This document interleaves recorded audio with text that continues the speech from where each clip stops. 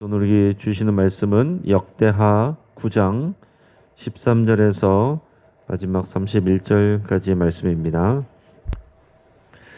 자, 오늘 말씀을 통해서 무엇이 보이는가, 두 번째 시간, 어제에 이어서 무엇이 보이는가 우리 두 번째 시간으로 우리 말씀의 은혜를 같이 나누겠습니다.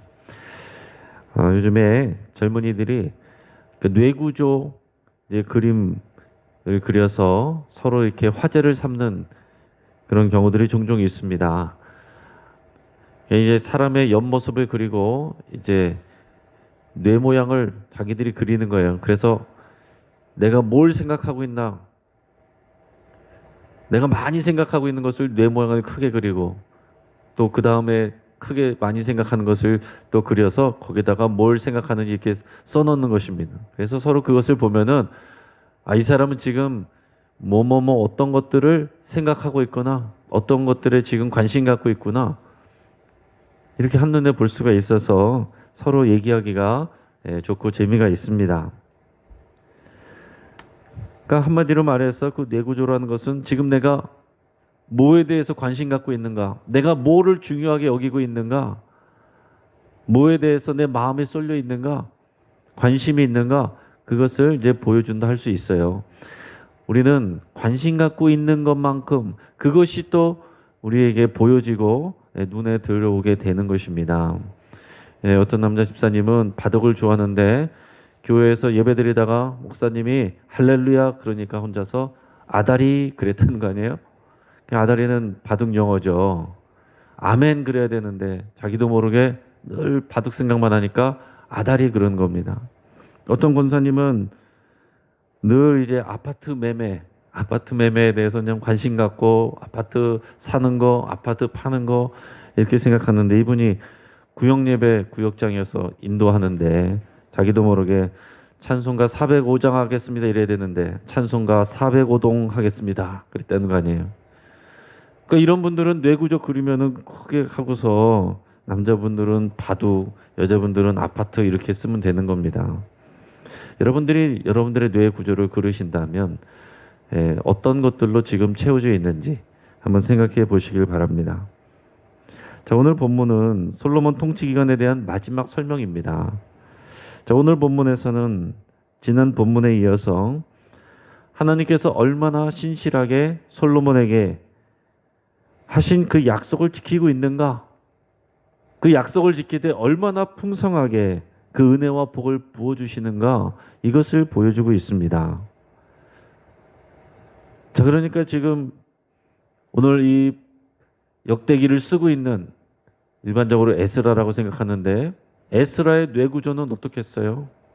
에스라의 뇌구조는 하나님의 섭리, 하나님의 약속,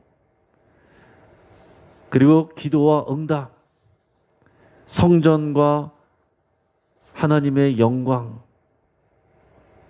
하나님의 말씀에 대한 순종, 그 순종에 대한 하나님의 은혜와 복의 풍성함, 이런 것들일 겁니다. 자, 그런데 우리의 관심사만 가지고 보면 온통 솔로몬의 금, 보석, 백향목, 궁전 이런 것만 보일 수 있어요. 자, 오늘 본문을 읽으면서 우리가 정말 우리 생각에, 우리 머리에 무엇으로 채워지는지 여러분 잘 생각해 보시고, 그리고 오늘 본문을 통해서 하나님께서는 이 역대하를 쓴 에스라의 그 의도에서는 우리의 머릿속에 무엇이 채워지기를 원했겠는가 곰곰이 생각해 보실 수 있길 바랍니다. 자, 하나님은 솔로몬 왕이 이 백성을 다스릴 지혜와 지식을 구할 때에 너무나도 기뻐하면서 그가 구하지 않은 부와 영광을 주시겠다 약속을 했습니다.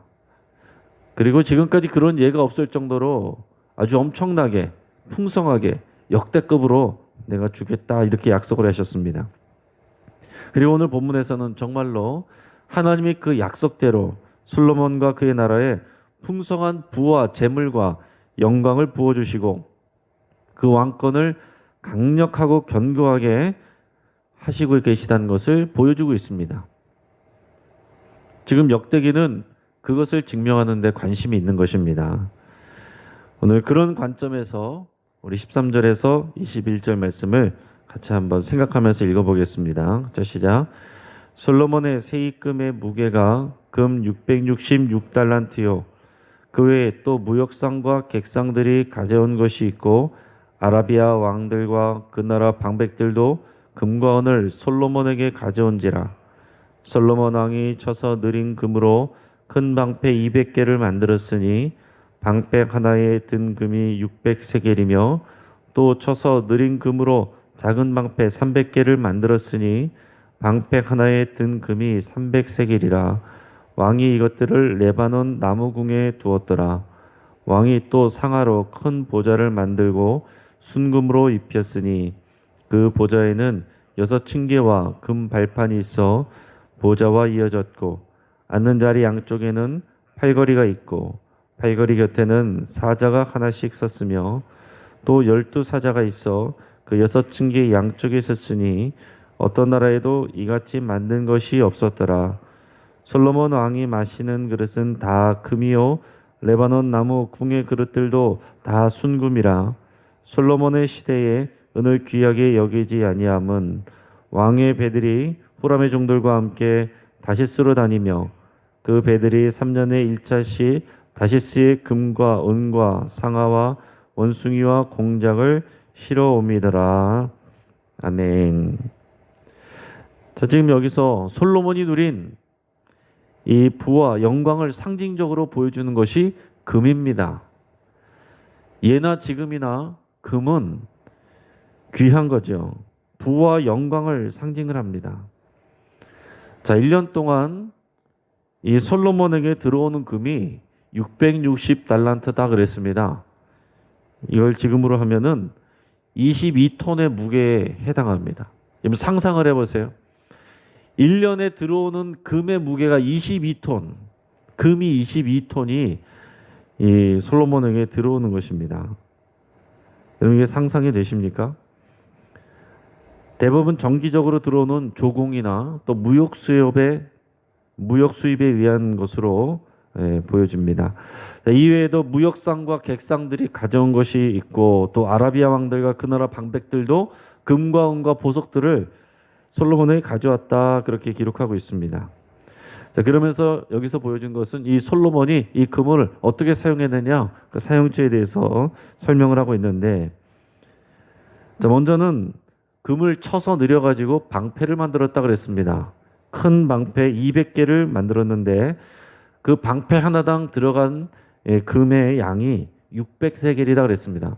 그러니까 지금으로 환산하면 무게로 6.8kg. 6.8kg 되는 금을 크게 방패로 만들었다. 또 작은 방패 300개를 만들었는데 여기에 들어간 금이 300세겔. 절반이니까 3.4kg 되겠습니다. 네, 우리 열심히 일하시고 수고한 우리 교회 모든 일꾼들에게는 이렇게 큰 방패, 은방패, 큰 방패, 작은 방패, 금으로 된 6.8kg, 3.4kg 이렇게 하나씩 드리면은 참 좋을 것 같아요. 얼마나 이 대단한 것입니까? 이것을 가지고 방패를 만들다니요, 금으로. 그 다음은 왕의 보좌를 만드는 데 사용했다고 그랬습니다. 상아로, 그 귀한 상아로 보좌, 왕이 앉는 자리를 만들고 거기를 순금으로 다 그것을 씌웠다 그랬습니다. 또 6층계와 금발판이 보좌와 이어지게 만들고 앉는 자리 양쪽에 팔걸이가 있고 그 앞에는 사자가 한 마리씩 조형물을 세워놨습니다. 그리고 층계에 12사자가 6개씩 그 층계 양쪽에다가 세워놨습니다. 그러니까 보좌 위를 딱 봐서 솔로몬을 쳐다보려면은 그 사자 12마리가 위에 또 큰 사자들이 내려다보고 있는 금으로 된 이 층계와 보좌와 이런 것들이 있는 것입니다. 자, 사자를 만들었다는 거, 그런 위엄과 그런 그 보호하는 그런 것들을 나타내는 것이죠. 경복궁에도 가보면은 그런 층계 옆에 그 지키는 이런 전설의 동물 해태 이런 것들이 있고 거기 층계에도 그런 것들이 조각이 되어 있습니다. 자, 그런 것과 마찬가지로 이렇게 꾸몄는데 이렇게 돌로 꾸민 것이 아니라 금으로 이렇게 이런 모든 것들을 아름답게 수놓았다 그랬습니다. 그리고 또 보니까 솔로몬 왕이 마시는 그릇들을 다 금으로 만들었다 그랬습니다. 온통 다 순금으로 만든 그릇들. 그리고 이 솔로몬이 거하는 레바논 나무궁이라는 그 궁의 그릇들도 다 순금으로 만들었다 그랬습니다. 이렇게 금이 하도 많아서 은은 전혀 귀하게 여기지도 않도록 그렇게 생각이 들 정도로 금이 많았다라는 것입니다. 자, 뿐만 아니라 솔로몬의 이 해양선단이 다시스, 그러니까 지금의 이제 스페인 지역으로 이제 여겨지는데 지중해를 통해서 배를 타고 다시스로 다니면서 3년에 한 차례씩 무역 상품들을 가져옵니다. 그 상품들을 보니까 금과 은과 상아와 원숭이와 공작 이런 것들을 무역을 해서 가져왔다. 그만큼 해양 무역이 활발했고 그것으로 얻는 그런 수입이 엄청나게 많았고 부유했다라는 것을 보여주고 있습니다. 그 다음에 설명해주고 있는 것은 솔로몬의 이 부와 지혜가 얼마나 대단했느냐라는 것을 보여줍니다. 22절에서 28절까지 말씀을 읽겠습니다. 자, 시작. 솔로몬 왕의 재산과 지혜가 천하의 모든 왕들보다 큰지라. 천하의 열 왕이 하나님께서 솔로몬의 마음에 주신 지혜를 들으며 그의 얼굴을 보기 원하여 각기 예물을 가지고 왔으니 곧 은그릇과 금그릇과 의복과 갑옷과 향품과 말과 노새라. 해마다 정한 수가 있었더라. 솔로몬의 병거 매는 말의 외양간은 4천이요 마병은 12,000명이라. 병거성에도 두고 예루살렘 왕에게도 두었으며 솔로몬이 유브라데 강에서부터 블레셋 땅과 애굽 지경까지의 모든 왕을 다스렸으며 왕이 예루살렘에서 은을 돌같이 흔하게 하고 백향목을 평지의 뽕나무같이 많게 하였더라. 솔로몬을 위하여 애국과 각국에서 말들을 가져왔더라. 아멘. 자, 솔로몬의 재산과 지혜가 다른 모든 나라들보다 그 다른 나라들의 왕들보다 더 컸다. 이렇게 표현하고 있습니다. 그래서 다른 나라의 왕들이 이 솔로몬을 만나기 위해서 그가 하도 지혜롭다고 하니까 그의 얼굴을 보고 그의 지혜를 듣기 위해서 각종 예물을 들고 찾아왔다 이렇게 기록합니다. 이것은 이제 다른 나라들로부터 정규적인 조공을 받았음을 말해주는 것입니다. 그 조공을 받는 것 이웃 나라들로부터 그만큼 강력했다라는 것이죠. 그 솔로몬 시대 이 견고함은 국방력으로 나타나게 됐는데 병거매는 말의 외양간만 4,000개 그리고 마병이 12,000명이었다 그렇게 기록합니다. 그리고 다스리는 곳이 유브라데 강에서부터 블레셋 땅과 애굽 지경까지의 모든 왕을 다스렸다라고 기록하고 있습니다.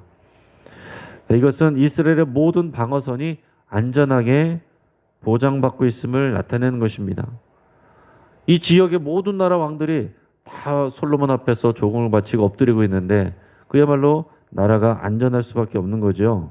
이외에도 은을 돌같이 흔하게 하고 백향목을 평지의 뽕나무처럼 그렇게 흔하게 많게 또 그 나라에 그냥 가득 찼다. 여기저기 막 굴러다닌다라는 얘기입니다. 그리고 애굽을 비롯한 여러 나라에서 품질 좋은 말, 그 당시 말은 이 국방력에 있어서 아주 중요한 것입니다. 그런 품질 좋은 말을 애굽을 비롯한 여러 나라에서 가져왔다. 이렇게 기록합니다. 그야말로 솔로몬 시대는 네 글자로 표현하면 태평성대라고 얘기를 할 수 있는 그런 것입니다. 자, 그만큼 하나님께서 지금 부와 지혜를 부어주셨다라는 것을 보여주고 있는 것입니다. 자, 그런데 마지막은 어떻게 기록하고 있느냐? 마지막은 솔로몬의 죽음입니다. 오늘 29절에서 31절 말씀을 같이 읽겠습니다. 자, 시작. 이외에 솔로몬의 시종 행적은 선지자 나단의 글과 실로 사람 아이야의 예언과 선견자 이또의 묵시책 곧 이또가 느밧의 아들 여로보암에 대하여 쓴 책에 기록되지 아니하였느냐? 솔로몬이 예루살렘에서 온 이스라엘을 다스린 지 40년이라. 솔로몬이 그의 조상들과 함께 자매 그의 아버지 다윗의 성에 장사되고 그의 아들 르호보암이 대신하여 왕이 되니라. 아멘. 자, 솔로몬 왕은 주전 970년에서 930년까지 40년 동안 왕으로 다스렸습니다. 이스라엘 역사상 가장 태평하고 부강한 그런 시절이었습니다. 자, 그러나 솔로몬에 대한 마지막 구절은 뭡니까? 솔로몬이 그의 조상들과 함께 자매, 결국은 죽는 것입니다. 이 땅 가운데서 아무리 대단한 것을 누려도 사람은 결국 죽는 것입니다. 하나님께서 은혜를 주시고 복을 주셔도 그 생로병사의 그 하나님이 만들어 두신 원칙을 피해가는 것은 아니다라는 것입니다. 그러니까 우리는 솔로몬의 부귀 영화만 보면 안 되고, 그러나 결국은 죽어 하나님께로 돌아가는 것을 우리가 봐야 됩니다. 오늘 역대기를 통해서 우리가 뭘 봐야 되겠느냐? 역대기를 통해서 우리 머릿속에 뭐가 채워지기를 지금 하나님께서 원하시느냐? 이걸 곰곰이 생각할 수 있길 바랍니다. 자, 이제 정리를 해드리면, 첫째는 오늘 본문을 볼 때 뭘 알아셔야 되냐면, 이 본문을 읽는 사람들이 누구였느냐? 1차적으로 누구였느냐? 그걸 우리가 생각하고서 읽어야 됩니다. 오늘 이 본문을 누구를 위해서 쓰여졌느냐 하는 것은 바벨론 포로 생활에서 70년 만에 돌아온, 포로 생활에서 70년 만에 돌아온 이 백성들을 위해서 이 역대기를 쓴 것입니다. 자, 그러니까 열왕기의 상에 비하면 같은 내용들이 있지만은 거기 있는 내용들이 여기에는 빠진 내용들이 많아요. 그러니까 솔로몬의 일부 닫혀있던 얘기들, 우상 숭배 얘기들, 이런 것들은 여기에는 뭐 기록하지 않고 있습니다. 그 외에도 여러 가지 기록들이 많이 빠져 있어요.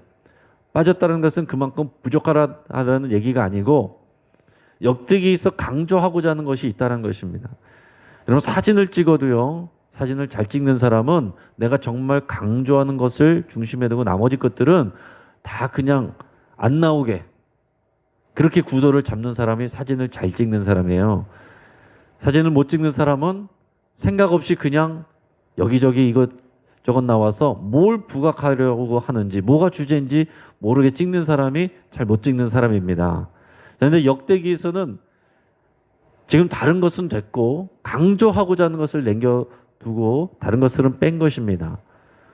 다른 것을 뺀 것이 뭡니까? 뺀 것은 이제 솔로몬이 잘못했던 일들, 또 여기는 이런 거 이렇게 기록하고 있지만 사실은 신명기에 보면 왕이 하지 말아야 될 것 중에 하나가 이렇게 보석이나 이런 금이나 이런 말이나 이런 것들을 쌓아두지 못하도록 이렇게 했어요. 왜냐하면 진정한 왕은 하나님이시기 때문에 하나님을 의지하고 해야 되는데 이런 국방력과 재물에 의지하지 않도록 그렇게 명령하셨어요. 그러나 여기에서는 그런 것들에 대해서는 강조하지 않고 있고, 뭘 강조하고 있습니까? 하나님이 얼마나 솔로몬에게 신실하게 역사를 하셨는가. 이 얘기를 누구에게 하고 있다고요? 바벨론 포로 생활에서 갔다 온 사람들에게. 이 사람들이 읽을 때는 이게 왜 중요합니까? 이 솔로몬이 왜 복을 받는지 보여주는 거예요. 하나님의 말씀에 순종했더니 하나님께서 이렇게 복을 주시는 것을, 그 역사를 너희가 봐라. 우리가 왜 바벨론 포로에서 끌려갔다가 70년 동안 고생하고 왔느냐? 왜 성전 다 잃어버리고 이 나라 다 잃어버리고 고생하다가 왔느냐? 하나님의 말씀 순종하지 아니하고 하나님만 사랑하라 그랬는데 우상 숭배하고, 그 하나님이 주신 복을 사랑해서 하나님을 보지 않고, 여기서 말한다면은 하나님이 주신 금과 이런 백향목과 화려함과 궁궐과 여기에 초점을 맞추고 하나님을 예배하고 사랑하고 하나님의 말씀을 순종하는 것에는 게을리했던 까닭에 우리가 바벨론 포로 생활 70년 하고 돌아왔는데, 그 역사를 다시 돌이켜보면서 솔로몬에게 이렇게 주셨던 이 역사를 보아라. 성전 중심으로 하나님을 사랑하고 또 그 말씀에 순종해서 규례대로 다 행할 때에 하나님께서 이렇게 복을 부어주시지 않느냐. 부강하게 하시지 않느냐. 우리가 지금 무엇을 다시 회복해야 되겠느냐. 이것을 묻고 있는 것입니다. 그렇기 때문에 이것을 읽는 이 독자들에게 그 머리에 뇌구조에 뭐가 들어가기를 원하는 거겠습니까? 하나님 중심의 신앙생활, 성전 중심의 신앙생활, 말씀을 순종하는 신앙생활. 하나님은 이 금, 부와 명예, 부강함, 하나님께 순종하면 얼마든지 주실 수 있다는 거예요. 그 역사적으로 증명하고 있는 것입니다. 그것에 마음 빼앗기지 말고 그것을 주시는 하나님께 마음을 두라. 우리가 그것을 회복해야 된다는 것을 강조하고 있는 것입니다. 자, 두 번째는 결국은 솔로몬도 죽는다라는 것입니다. 그것을 우리 머릿속에 두어야 되는 거예요. 이 화려한 역사의 기록들을 다 보았지만 마지막은 그도 죽어 장사되어 그 조상들과 함께 장사되어 죽는 것입니다. 하나님의 품으로 돌아가는 것입니다. 이 땅에 그가 소유했던 모든 것들 다 내려놓고 가는 것입니다. 그래서 솔로몬도 마지막에 전도서에서 내가 누렸던 모든 것들 이것저것 다 경험해봤는데 다 해봤는데 한마디로 말하면 다 헛되다. 쉽게 말하면 그것은 본질이 아니다. 아무리 얘기를 해도 그 말은 사실 사람들의 말에 귀에 잘 들어가지 않습니다. 본질이 아니어도 누려봤으면, 우리도 누려보고서 그런 얘기 해봤으면 이런 생각이 들지, 사실은 아무리 정답이 나와 있고 인생에 대해서 헤아려서 하나님 없이 행하는 모든 수고 다 헛되다. 이런 것도 좋은 것도 누려보고 이런 것도 해보고 이런 것도 다 해봤는데 그거 다 중요한 거 아니다. 그 얘기를 하는데도 불구하고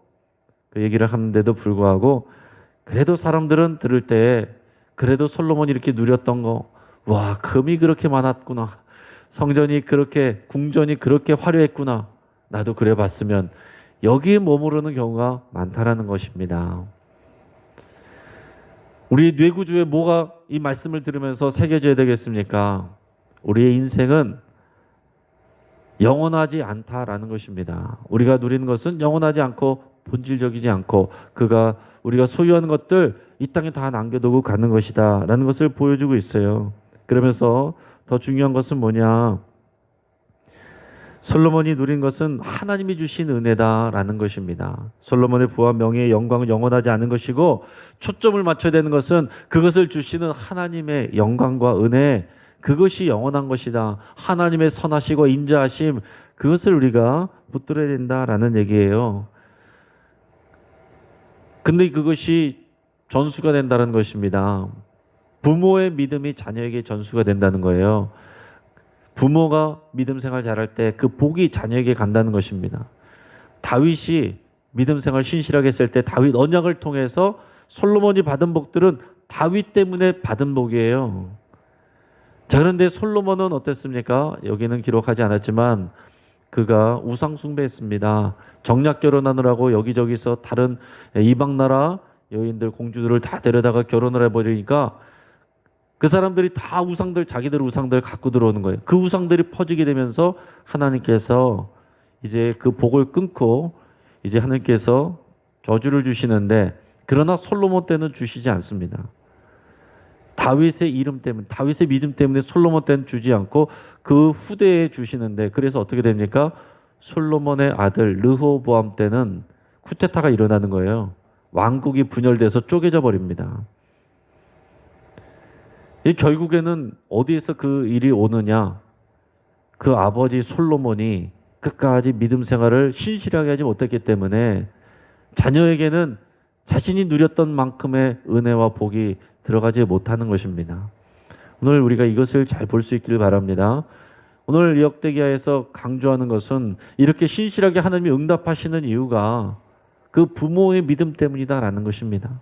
오늘 여러분들이 이 자리에 앉아서 열심히 여러분 기도하시고 또 열심히 예물 내시고 여러분들의 가족들과 자녀들 위해서, 자손들 위해서 기도하시는 거잖아요.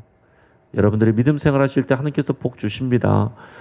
근데 더 중요한 것은 뭐냐? 여러분들에게, 그 자녀들에게 복만 들어갈 것이 아니라 믿음이 들어가야 그 후손이 또 복을 받는 거다라는 얘기입니다. 하나님의 원리이기 때문에 여러분 자녀를 위해서 기도할 때에 복보다는 믿음이 더 들어가도록, 그래야 복은 얼마든지 믿음에 따라서 주시는 것이고, 그 이후에 더 큰 복과 은혜를 이어가게 하려면 믿음이 들어가야 된다. 믿음이 전수가 돼야 된다. 그게 구약신약의 하나님의 가르침이고, 그것이 쉐마신앙이고, 내 자녀를 부지런히 가르쳐라. 그래서 우리가 가정예배를 하는 이유이고 그런 것입니다. 자, 마지막 세 번째는 솔로몬 왕국의 영광은 이것만 보면 안 되고 우리가 뭘 봐야 되느냐? 다가올 진짜 왕 예수 그리스도의 영광, 그분의 왕국의 찬란함과 영광을 미리 보기, 맛보기와 같은 것이다 라는 얘기입니다. 맛보기. 그러면 이스라엘 사람들은, 유대인들은 돌아와서 뭘 생각하겠어요? 이 다윗 시대에, 또 그리고 솔로몬 시대의 그 부귀와 영광, 이것을 회복하기를 간절히 바라는 것입니다. 그러나 우리가 바라야 될 것은 그게 아니라, 다윗도 진짜 왕이 아니었고 진짜 왕은 예수 그리스도예요. 예수 그리스도가 진짜 왕으로 오신 겁니다. 그리고 예수 그리스도의 나라, 그 나라를 우리가 꿈꾸면서 가는 것입니다. 그러니까 그 나라와 의를 먼저 구하라. 그리하면 이 모든 것을 너에게 더하시리라. 왕 대신 예수 그리스도를 고백하고 그분의 나라를 우리가 소망하고, 그분의 나라가 이 땅 가운데 이루어지기 위해서 그의 말씀에 순종하는 그 사람에게 하나님의 나라가 임하는 것입니다. 하나님의 나라는 죽어서 가는 천국만이 아니라 이 땅에서 누리는 거예요. 하나님의 말씀에 순종하고 예수님 사랑하고 그분에게 또 그의 길을 따라갈 때에 하나님의 나라가 지금 이 순간에도 천국이 여기에서 임하게 되는 것이고, 가정에서 순종할 때 가정에서 임하는 것이고, 직장에서 순종할 때 직장이 천국이 되는 것입니다. 그것을 보여주는 것입니다.